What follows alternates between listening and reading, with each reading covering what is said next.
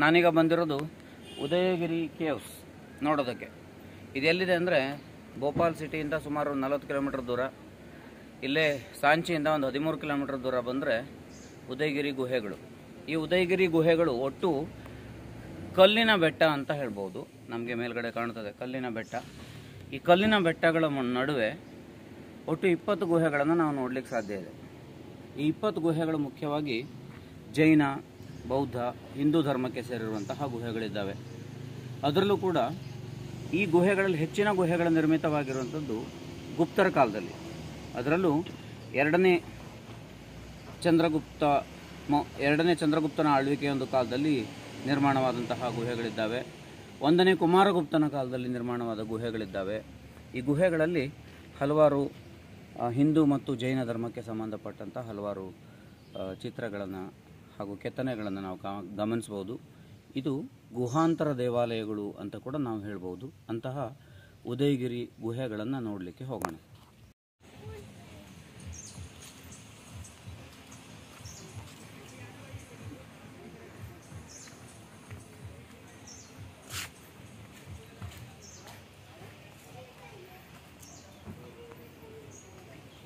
ಭಗ್ನಗೊಂಡ ಮೂರ್ತಿಗಳು ಇಲ್ಲಿ ಸಾಕಷ್ಟು. ಬಿರುಸಾದ ಕಲ್ಲಾಗಿರೋದ್ರಿಂದ ಅಷ್ಟು ಚೆನ್ನಾಗಿ ಕೆತ್ತಲಿಕ್ಕೆ ಸಾಧ್ಯ ಆಗೋದಿಲ್ಲ. ಮಳೆಗಾಲದಲ್ಲಿ ಮೇಲಿನಿಂದ ನೀರು ತೊಟ್ಟಿಗ್ತಾ ಇರ್ತದೆ. ಅದರಿಂದ ಇಲ್ಲಿ ಕಲ್ಲು ಬಂಡೆಗಳ ತನ್ನ ಬಣ್ಣವನ್ನು ಕೂಡ ಬದಲಾಯಿಸಿದ್ದಾವೆ. ಬೇರೆ ಬೇರೆ ಬಣ್ಣಗಳೆಲ್ಲ ಅವುಗಳನ್ನು ನಾವು ನೋಡಲಿಕ್ಕೆ ಸಾಧ್ಯ ಇದೆ.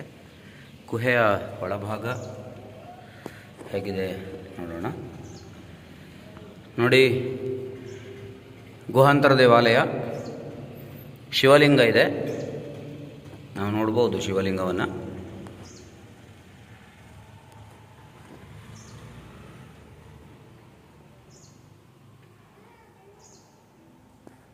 ಇದು ಉದಯಗಿರಿ ಬೆಟ್ಟದ ಇಲ್ಲಿ ಇರುವಂತಹ 19ನೆಯ ಗುಹೆಯಾಗಿದೆ. ಇಲ್ಲಿ ಎಲ್ಲ ಪ್ರದೇಶಗಳಲ್ಲಿ ನಾವು ಗುಹೆಗಳನ್ನು ಕಾಣಬಹುದು. ಇದು 20ನೇ ಗುಹೆ ನಮಗೆ ಕಾಣ್ತಾ ಇರುವಂಥದ್ದು. ಈ ಒಂದು ಕಲ್ಲಿನ ಬೆಟ್ಟಗಳ ಒಂದು ಸಾಲೇ ಇದೆ. ಕಲ್ಲಿನ ಬೆಟ್ಟಗಳಲ್ಲಿ ಗುಪ್ತರ ಕಾಲದಲ್ಲಿ ಬಂಡೆಗಲ್ಲುಗಳನ್ನು ಕೊರೆದು ಈ ಗುಹೆಗಳ ನಿರ್ಮಾಣವನ್ನು ಮಾಡಿದರು. ಇಲ್ಲಿ ನೋಡಿ, ಗಣೇಶನನ್ನು ಕಾಣುತ್ತೇವೆ. ಕೆತ್ತನೆಯನ್ನು ಮಾಡಲಿಕ್ಕೆ ಅಷ್ಟೊಂದು ಉತ್ತಮವಾದಂತಹ ಕಲ್ಲು ಅಲ್ಲ ಇದು. ಈ ದೇವಾಲಯದ ಒಳಭಾಗದಲ್ಲಿ ನಾವು ನೋಡಿದರೆ ಯಾವುದೋ ಒಂದು ಭಗ್ನಗೊಂಡಂತಹ ಮೂರ್ತಿಯನ್ನು ಅಲ್ಲಿ ತಂದು ಇಟ್ಟಿದ್ದಾರಷ್ಟೇ. ಯಾವುದೇ ಪೂಜೆ ಇತ್ಯಾದಿಗಳು ನಡೀತಾ ಇಲ್ಲ ಅಲ್ಲಿ. ಇಲ್ಲಿ ದೇವತೆಗಳ ಚಿತ್ರಗಳನ್ನು ನಾವು, ಕೆಲವೊಂದು ಅವತಾರಗಳ ಚಿತ್ರಗಳನ್ನು ನಾವು ಈ ಗುಹೆಯ ಹೊರಭಾಗದಲ್ಲಿ ಕಾಣಲಿಕ್ಕೆ ಸಾಧ್ಯ ಇದೆ. ವಿಘ್ನ ವಿನಾಶಕ ಗಣೇಶನ ಒಂದು ಮೂರ್ತಿಯನ್ನು ಕೆತ್ತಿರುವಂಥದ್ದು ಕೂಡ ಸೊಗಸಾಗಿದೆ ಎಂಬುದನ್ನು ನಾವು ನೋಡ್ಬೋದು. ಹಾಗೆ ಮುಂದಕ್ಕೆ ಹೋದ ಹಾಗೆ ಈಗ ನಾವು ನೋಡಿರುವಂಥದ್ದು ಇಲ್ಲಿ ಇದು ಒಂದು 10-11ನೆಯ ಗುಹೆಗಳ ಒಂದು ಭಾಗವಾಗಿದೆ. ಹಾಗೆ ಮುಂದಕ್ಕೆ ನಾವು ಹೋಗ್ತಾ ಹೋದ ಹಾಗೆ ಉಳಿದ ಗುಹೆಗಳು ಕೂಡ ಕಾಣ್ತಾ ಬರ್ತವೆ. ನಾವು 20ನೇ ಗುಹೆಯ ಭಾಗದಿಂದ ಪ್ರಾರಂಭ ಮಾಡಿ 1ನೇ ಗುಹೆಯ ಕಡೆಗೆ ಹೋಗ್ತಾ ಇದ್ದೇವೆ. ಇಲ್ಲಿ ಒಳಭಾಗದಲ್ಲಿ ನಾವು ಗಮನಿಸಿದರೆ ಕೂಡ ಯಾವುದೇ ರೀತಿಯಾದಂತಹ ದೇವರ ವಿಗ್ರಹಗಳು ಏನೂ ಕಾಣಲಿಲ್ಲ. ಒಳಭಾಗ ಗರ್ಭಗುಡಿಯಲ್ಲಿ ಖಾಲಿಯಾಗಿದೆ, ಅಂದರೆ ಯಾವುದೇ ಪೂಜೆ ಕೂಡ ನಡೀತಾ ಇಲ್ಲ. ಆದ್ದರಿಂದ ಇದನ್ನು ಬಾಗಿಲನ್ನು ಹಾಕಿ ಮುಚ್ಚಿದ್ದಾರೆ. ಇದು ಒಂದು ಬೆಣಚು ಕಲ್ಲಾಗಿರೋದ್ರಿಂದ ಮತ್ತು ಕೆತ್ತಲಿಕ್ಕೆ ಅಷ್ಟೊಂದು ಸೂಕ್ಷ್ಮವಾದ ಕೆತ್ತನೆಗಳಿಗೆ ಸಾಧ್ಯವಾಗದೇ ಇರೋದರಿಂದ ಇಲ್ಲಿ ಬಹಳಷ್ಟು ಸೂಕ್ಷ್ಮ ಕೆತ್ತನೆಗಳನ್ನು ನಾವು ನೋಡೋದಿಲ್ಲ. ಬೃಹತ್ ಬಂಡೆಗಳಲ್ಲಿ ಬೃಹತ್ ವಿಗ್ರಹಗಳನ್ನು ಕೆತ್ತಿದ್ದಾರೆ. ಈ ಎಲ್ಲ ಗುಹೆಗಳಲ್ಲಿ ನಾವು ಸಾಮಾನ್ಯವಾಗಿ ಕಾಣುವಂಥದ್ದು ಏನಂತಂದರೆ ಕೆಲವೊಂದಷ್ಟೇ ಮೂರ್ತಿ ಶಿಲ್ಪಗಳನ್ನು ಕೆತ್ತಿರೋದನ್ನು ಕಾಣ್ತೇವೆ. ಬಹಳ ಪ್ರಮುಖವಾದಂಥದ್ದು ಅಂದರೆ ಇಲ್ಲಿ ಒಂದು ಗುಹೆಯ ಮುಂಭಾಗದಲ್ಲಿ ಕಂಡುಬರುವಂಥ ವರಾಹಾವತಾರ. ನೋಡಿ, ಈಗ ನಾವು ವರಾಹಾವತಾರವನ್ನು ಕೆತ್ತಿರುವಂತಹ ಭಾಗದ ಕಡೆಗೆ ಬಂದ್ವಿ. ಇಲ್ಲಿ ವಿಷ್ಣುವಿನ ವರಾಹ ಅವತಾರವನ್ನು 5ನೇ ಶತಮಾನದ ನಂತರದ ಭಾಗದಲ್ಲಿ ಕೆತ್ತಲಾಯಿತು ಅಂತ ಕೂಡ ಹೇಳ್ತಾರೆ.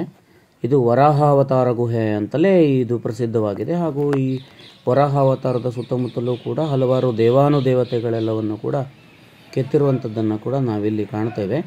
ಇಡೀ ಎಲ್ಲ ಗುಹೆಗಳಲ್ಲಿರುವಂಥ ಅತ್ಯಂತ ಸುಂದರವಾದಂತಹ ದೃಶ್ಯ ಮತ್ತು ಸುಂದರವಾದಂತಹ ಮೂರ್ತಿ ಅಂದರೆ ಈ ವರಾಹನ ಮೂರ್ತಿಯಾಗಿದೆ. ಇಲ್ಲಿ ಏನಂತಂದರೆ ಇದು 5ನೇ ಗುಹೆ. ಈ 5ನೇ ಗುಹೆಯಲ್ಲಿ ನಾವು ವರಾಹ ಅವತಾರವಾದ ಸಂಪೂರ್ಣ ಸನ್ನಿವೇಶವನ್ನು ನಾವು ನೋಡಬಹುದು. ಬಹಳಷ್ಟು ಎತ್ತರವಾದಂತಹ ವರಾಹ ಮೂರ್ತಿಯನ್ನು ಇಲ್ಲಿ ಕೆತ್ತಲ್ಪಟ್ಟಿದ್ದಾರೆ, ವಿಷ್ಣುವಿನ ಅವತಾರ. ನೋಡಿ, ಈ ಭಾಗದಿಂದ ಒಂದನೇ ಗುಹೆ ಪ್ರಾರಂಭವಾಗ್ತದೆ. ನಾವು ಗಮನಿಸಬೇಕಾದದ್ದು ಇಲ್ಲಿಂದ ಗುಹೆಗಳು 1, 2, 3 ಅಂತ ಇಲ್ಲಿಂದ ಗುಹೆಗಳು ಪ್ರಾರಂಭವಾದರೆ 20ನೇ ಗುಹೆವರೆಗೂ ಕೂಡ ಹಾಗೇ ಮುಂದುವರಿತದೆ.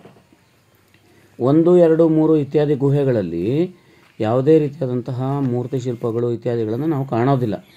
ಇಲ್ಲಿ ನಾವು ಗಮನಿಸ್ಬೋದು, ಇದು ಕೇವ್ ನಂಬರ್ 3. ಈ 3ನೇ ಗುಹೆ ಇದೆ. 3ನೇ ಗುಹೆ ಕೂಡ ಇದು ಯಾವುದೇ ರೀತಿಯಾದಂತಹ ಪೂಜೆಗಳು ಇಲ್ಲಿ ನಡೀತಾ ಇಲ್ಲ. ಯಾಕೆಂದರೆ ಮೂರ್ತಿ ಕೂಡ ಭಗ್ನವಾಗಿದೆ. ಅಪೂರ್ಣವಾದಂತಹ ಮೂರ್ತಿಯನ್ನು ಕೂಡ ನಾವು ಕಾಣ್ಬೋದು. 1500ರಿಂದ 1400 ವರ್ಷಗಳಷ್ಟು ಹಳೆಯದಾದಂತಹ ಒಂದು ಕೆತ್ತನೆ ಆಗಿರೋದ್ರಿಂದ, ನಿಸರ್ಗದ ಮಡಿಲಲ್ಲಿರೋದ್ರಿಂದ ಇದು ನಾಶವಾಗಿರುವಂಥದ್ದು ಸಹಜವಾದ ಸಂಗತಿ. ನೋಡಿ, 4ನೇ ಗುಹೆಯನ್ನು ನಾವಿಲ್ಲಿ ಕಾಣ್ತೇವೆ. 4ನೇ ಗುಹೆಯ ಕಡೆಗೆ ಬಂದಿದ್ದೇವೆ. ಇಲ್ಲಿ ಇದು 4ನೇ ಗುಹೆ ಅಂತ ನಾವಿಲ್ಲಿ ಗುರುತಿಸ್ತೇವೆ. ಈ ಗುಹೆಯ ಭಾಗದಲ್ಲಿ ಕೂಡ ದ್ವಾರದ ಮೇಲೆ ಕೆಲವೊಂದಿಷ್ಟು ಕೆತ್ತನೆಗಳನ್ನು ಮಾಡಿದ್ದಾರೆ. ವೀಣಾ ಗುಹೆ ಅಂತ ಕೂಡ ಕರೀತಾರೆ. ಏಕೆಂದರೆ ಇದರ ಹೊರಭಾಗದಲ್ಲಿ ವೀಣೆಯನ್ನು ನುಡಿಸ್ತಾ ಇರುವಂತಹ ಚಿತ್ರ ಇದೆ. ಒಳಭಾಗದಲ್ಲಿ ಶಿವಲಿಂಗದ ಆಕೃತಿಯ ಜೊತೆಗೆ ಗೌತಮ ಬುದ್ಧನ ಚಿತ್ರವನ್ನು ಅಲ್ಲಿ ಕೆತ್ತಲ್ಪಟ್ಟಿದೆ. ವೀಣಾ ಗುಹೆ ಅಂತ ಅದನ್ನು ಕರೆಯುವಂಥದ್ದು. ಈ ಗುಹೆಯ 6ನೇ ಗುಹೆಗಿಂತ ಮೊದಲಿನ ಭಾಗದಲ್ಲಿ ನಾವು ಬಂದು ನೋಡಿದರೆ ಇಲ್ಲಿ ಸ್ವಲ್ಪ ಮೇಲ್ಭಾಗದಲ್ಲಿ ಕೆಲವು ಕೆತ್ತನೆಗಳು ಮತ್ತು ಕೆಳಭಾಗದಲ್ಲಿ ಕೆಲವು ಕೆತ್ತನೆಗಳನ್ನು ನಾವು ಕಾಣ್ತೇವೆ. ನೋಡಿ, ಮತ್ತೊಂದು ಗುಹೆ ನಮ್ಮ ಕಣ್ಣಿಗೆ ಇಲ್ಲಿ ಬೀಳ್ತಾ ಇದೆ. ಇದರ ಒಳಭಾಗದ ಲಕ್ಷಣವನ್ನು ನೋಡಿದರೆ ಇಲ್ಲಿ ಕೂಡ ಭಗ್ನಗೊಂಡಂತಹ ಮೂರ್ತಿಯನ್ನು ನಾವಿಲ್ಲಿ ಕಾಣಬಹುದು. ಅದರಿಂದ ಮುಂದೆ ಗುಹೆಗೆ ಹೋಗುವಾಗ ಸ್ವಲ್ಪ ಮೆಟ್ಟಿಲುಗಳನ್ನು ಮೇಲಕ್ಕೆ ಹತ್ತಿ ಹೋಗಬೇಕು. ಅಲ್ಲಿ ನಮಗೆ ಕೆಲವೊಂದಿಷ್ಟು ಸಣ್ಣ ಸಣ್ಣ ವಿಗ್ರಹಗಳ ಕೆತ್ತನೆಗಳೆಲ್ಲವೂ ಕಾಣುತ್ತವೆ. ಗುಹೆಗಳು ಕೂಡ ತುಂಬ ಸಣ್ಣದಾಗಿವೆ. ಅಲ್ಲಿ ಇಲ್ಲಿಂದ ಮೇಲ್ಭಾಗಕ್ಕೆ 12ನೇ ಗುಹೆಗಳು ನಮಗೆ ಕಾಣ್ತವೆ. ಅಲ್ಲಿ 2 ದ್ವಾರಪಾಲಕರನ್ನು ಅಕ್ಕಪಕ್ಕದಲ್ಲಿ ಕಾಣಬಹುದು. ಇದರ ಒಳಭಾಗದಲ್ಲಿ ಮತ್ತೆ ನೋಡಿದರೆ ಮೂರ್ತಿ, ಸಂಪೂರ್ಣವಾದಂತಹ ಮೂರ್ತಿ ಇದೆ. ಯಾವ ಮೂರ್ತಿ ಅಂತ ಮುಖದ ಮೂಲಕ ಗುರ್ತಿಡೋದು ಕಷ್ಟ. ಆದರೆ ದ್ವಾರದ ಹೊರಗಿನ ಭಾಗದಲ್ಲಿ ಇಲ್ಲಿ ನಮಗೆ ಏನಂತಂದರೆ ದ್ವಾರಪಾಲಕರಿರುವಂತಹ, ಇದು 2 ಅಕ್ಕಪಕ್ಕದಲ್ಲಿರುವಂತಹ ಗುಹೆಗಳಲ್ಲಿ ಕೂಡ ದ್ವಾರಪಾಲಕರನ್ನು ಇಟ್ಟಿದ್ದರಿಂದ ದ್ವಾರಪಾಲಕ ಗುಹೆ ಅಂತಲೇ ಇದನ್ನು ಕರೀತಾರೆ. ಅದರಿಂದ ನಾವು ಮುಂದುವರೆದು ಬಂದ ಹಾಗೆ ಇಲ್ಲಿ ಹಾಗೆಯೇ ಹಿರಿದಾದ ಅಥವಾ ಹೆಬ್ಬಂಡೆಗಳ ಮೇಲೆ ದೊಡ್ಡದಾದಂತಹ ಕೆತ್ತನೆಗಳನ್ನು ಮಾಡಲಾಗಿದೆ. ಅಲ್ಲಿಂದ ಮುಂದೆ ಸಾಗಿದ ಹಾಗೆ ಒಂದು ಬಹುಮುಖ್ಯವಾದಂತಹ ಆಕೃತಿ ನಮ್ಮ ಕಣ್ಣೆದುರಿಗೆ ಬೀಳುತ್ತದೆ. ಇದು ನೋಡಿ, ವಿಷ್ಣು ಶೇಷಶಯನನಾಗಿರುವಂತಹ ಒಂದು ದೃಶ್ಯ. ಇಲ್ಲಿ ಇದು 13ನೇ ಗುಹೆಯಾಗಿದೆ. ವಿಷ್ಣು ಇಲ್ಲಿ ವಾಸುಕಿಯ ಮೇಲೆ ಮಲಗಿರುವಂತಹ ದೃಶ್ಯವನ್ನು ಕೆತ್ತಲಾಗಿದೆ.